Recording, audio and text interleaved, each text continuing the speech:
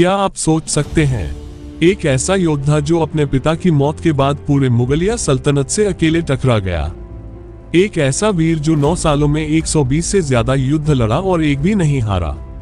और जब मौत सामने खड़ी थी तब भी झुका नहीं, डरा नहीं, बल्कि कह गया अगर बादशाह अपनी बेटी भी दे दे तब भी धर्म नहीं छोड़ूंगा। आज हम बात करेंगे छत्रपति संभाजी महाराज की। छावा की कहानी, वो योद्धा जिसे धोखे से पकड़ा गया लेकिन जिसे मौत भी झुका ना सकी। और उसके बाद जो हुआ वो इतिहास की सबसे भयंकर बदले की दास्तान बनी। तो चलिए शुरू करते हैं। छत्रपति संभाजी महाराज शिवाजी महाराज के वो बेटे जिनका जन्म 14 मई 1657 को पुरंदर किले में हुआ। महज 2 साल के थे जब मां की ममता छिन गई, लेकिन दादी जिजाबाई ने उन्हें सिर्फ गोद में नहीं बल्कि तलवार की छाया में पाला। 9 साल की उम्र से ही शस्त्र और शास्त्र की शिक्षा शुरू हुई और फिर शुरू हुआ ऐसा सफर जहां हर कदम पर बगावत थी, आग थी और स्वराज का सपना। शिवाजी महाराज की मृत्यु के बाद 1680 में संभाजी ने गद्दी संभाली और संभालते ही मुगलों की नाक में दम कर दिया। 1681 में बुरहानपुर फतेह किया, 17 गांवों को तहस नहस कर डाला। सोना, चांदी, हीरे, जवाहरात लूट कर ले आए।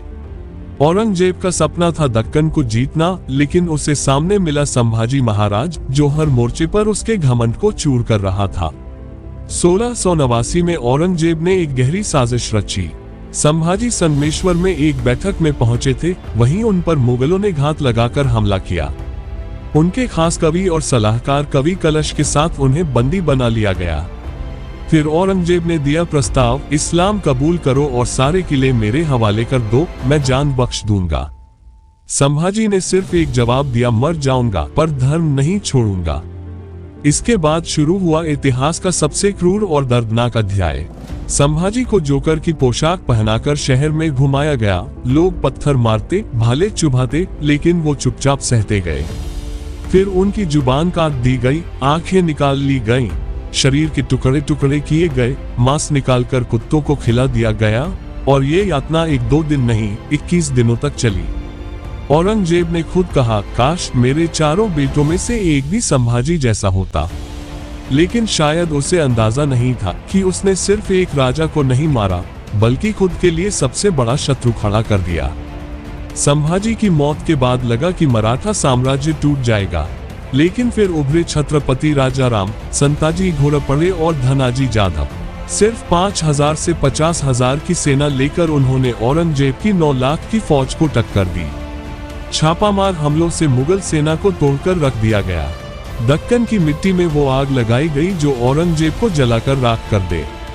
औरंगजेब ने 20 साल तक दक्कन में लड़ाई लड़ी, लेकिन न जिंजी का किला जीत सका, न मराठों की आत्मा को हरा सका। उसका खजाना खाली हो गया, सैनिक थक गए, मनोबल टूट गया। और फिर 1707 में दक्कन की धरती पर ही औरंगजेब की मौत हो गई। संभाजी को मारने वाला शासक उसी मराठा धरती पर दम तोड़ गया जिसे वो कभी जीत नहीं सका।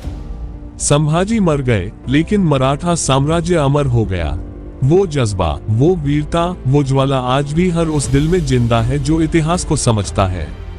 अगर अपना इतिहास नहीं जानोगे तो खुद को कैसे पहचानोगे।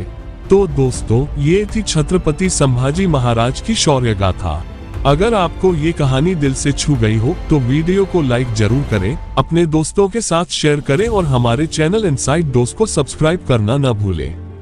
जय भवानी, जय शिवाजी, जय संभाजी।